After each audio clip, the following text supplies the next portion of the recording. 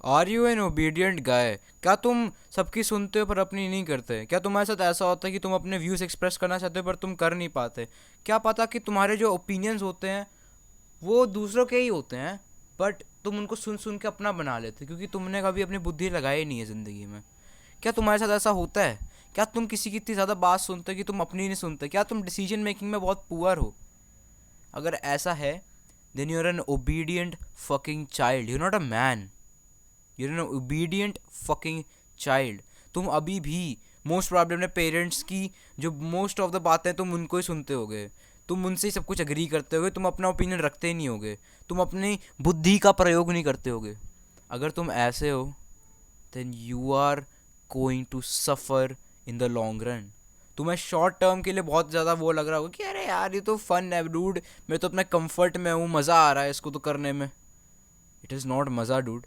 बहुत ही गंदी, बहुत ही गंदी कंडीशन होने वाली है तुम्हारी आगे। तुम इतना सफ़र करने वाले हो ना, तुम्हें पता नहीं है। जो मर्द डिसीजन ले पाता है ना भाई, वो मर्द नहीं होता है, इट्स अ फकिंग बॉय। ठीक है? बेसिकली अगर तुम अपने खुद के डिसीजंस नहीं ले पाते हो, तुम्हें अपने पेरेंट्स की ज़रूरत पड़ती है, किसी और अथॉरिटी की ज़रूरत पड़ती है, किसी को तुम बहुत ज़्यादा सुपीरियर देखते हो, तुम्हें उसकी ज़रूरत पड़ती है, तो भाई तुम कर क्या रही हो ज़िंदगी में? मैं मानता हूँ भाई तुम्हारे डिसीजन सबसे पुअर हो सकते हैं, तुम सबसे ज़्यादा गंदे डिसीजन ले सकते हो, बट स्टार्ट फ्रॉम समवेयर। मतलब ऐसी ऐसी चीज़ें कि बहन चो, आज मैं 2 अंडे खाऊंगा, मैं 3 अंडे खाऊंगा, कहीं मेरी मम्मी तो मेरे को कुछ कहेंगे नहीं। ये नहीं, मेरे से बहुत ज़्यादा हो रखा है। मैं 3 2 अंडे खाता हूँ और उसमें मेरी मम्मी को बहुत ज़्यादा वो हो जाता है कि ये क्यों खा रहा है। मेरे पेरेंट्स को ये लगने लगता है कि भाई इसका कोलेस्ट्रॉल ज़्यादा ऊपर चला जाएगा, इसे हार्ट अटैक आ जाएगा। तुम किसी की सुन रहे हो, तुमने उसका ओपिनियन एज इट इज़ ले लिया, तुम्हें हर्ट हो गया, ओ नो, इसे तो ये बात कह दी तो ये पत्थर की लकीर है। नहीं डूड, क्या पता उसने बहुत एग्जैजरेट करके वो बात कही हो। जो मैं अभी कह रहा हूँ उसको भी थोड़ा सोचो। जो मैं कह रहा हूँ क्या मैं सही कह रहा हूँ, या फिर तुम एज इट इज़ एक गधे की तरह ऐसे बिल्कुल ही ऐसे बिल्कुल सुन रहे हो और वही रेसिप्रोकेट तुम्हारे दिमाग में हो रहा है, वही तुम सोच रहे हो और तुम क्या कहते हैं वही एज इट इज़ ले ले रहे हो जैसे एक गधा लेता है। भाई इंसान बनो, गधे नहीं। गधे ना एज इट इज़ काम करते हैं। देखो एग्ज़ाम में तुम्हारे 2 दोस्त होते होंगे, एक जो पढ़ने में बहुत अच्छा है और एक जो पढ़ता बहुत है पर वो पढ़ने में बेकार है। जो पढ़ने में अच्छा बंदा है वो दिन के 2 3 घंटे पढ़ता है मुश्किल से, और जो पढ़ने में बहुत बेकार है पर पढ़ता बहुत है वो 4 घंटे पढ़ता है। 2 3 घंटे वाला बंदा क्या करता है, वो रेफरेंस बुक से उठाता है, वो नोट्स देखता है थोड़े बहुत, वो अपने से चैप्टर की रीडिंग 1 2 बार पहले से ही कर चुका होता है, जिससे कि वो ऑलरेडी चैप्टर का पूरा सार जान चुका होता है, पूरा का पूरा समझ चुका होता है कि सारा चैप्टर में है क्या बेसिकली। और एक तुम्हारा वो बहन जो मेहनत करने वाला, वो टीचर के नोट्स अलग देखता है, वो किसी और के नोट्स अलग देखता है, ट्यूशन में अलग पढ़ता है, रेफरेंस बुक्स अलग देखता है, पूरे दिन उसको बैठ के रट्टे लगाता है, समझता नहीं है, रट्टे लगाता है, दिमाग का इस्तेमाल नहीं करता। ये जो दिमाग है ना इसका इस्तेमाल नहीं करता ढंग से, बस रट्टे लगाता है। समझने की कोई शक्ति नहीं है, सोच की कोई शक्ति नहीं है, बस रट्टे लगाने हैं।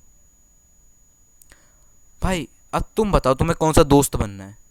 तुम्हें उस स्मार्ट वन की तरह बनना है फिर तुम्हें उस गधे की तरह बनना है? देखो भाई मेहनत करना तुम्हें हर कोई सिखा देगा, बट तुम्हें कोई स्मार्ट वर्क नहीं सिखाएगा। मैं नहीं कह रहा कि मेहनत भाई बहुत बुरी चीज़ है, तुम में से आज ज़्यादा बंदे मेहनत ही नहीं करते होंगे ढंग से, पहले वो तुम वो करो फिर तुम स्मार्ट वर्क पे आओ सालो।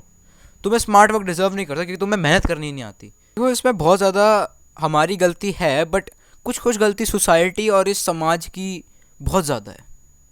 ये हमें लिटरली कंपेल करते हैं कि हम अपने डिसीजंस ना लें, हमारी डिसीजन मेकिंग इतनी लो कर देते हैं कि भाई हम लोग लिटरली खुद से कोई डिसीजन ले ही नहीं सकते। हमारे पेरेंट्स वर स्टिल क्या कहते हैं थोड़ा से प्रिविलेज, बिकॉज समाज उतना ज़्यादा वो नहीं था, मतलब बहुत ज़्यादा, मतलब आई वुडंट से कि हावी नहीं था उस टाइम पे, बट उतना ज़्यादा क्या कहते हैं कम्युनिकेशन नहीं था लोगों के बीच में उतना ज़्यादा, मतलब इंटरनेट एग्जिस्ट नहीं करता था वगैरह वगैरह, पहले रील्स नहीं होती थी, तो थोड़ा बहुत जो वेला टाइम होता था उसमें बंदा सोचता था कि हाँ साला कुछ है, वो साला कुछ सोचता था कि जिससे कि कुछ हो सकता था, जिससे कि कुछ आगे कुछ बढ़िया हो सकता था उसकी ज़िंदगी के साथ।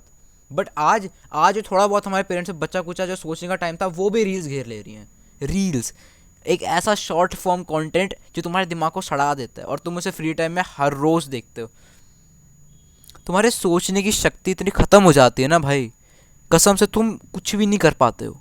It is so over for you, मजाक से हटके it is so over for you.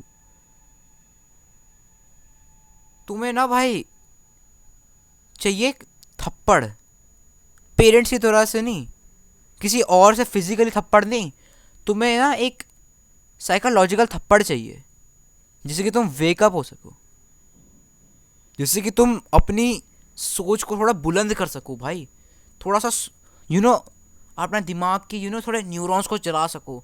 ये नहीं कि भाई रील स्क्रॉल करने के लिए बस ये अंगूठा बस यही काम आ रहा है बहनचोद, यही कर रहे हो तुम, ये ये रील, ओ ये, ओह पॉर्नहब, ये ऐसे कर रहे हो तुम।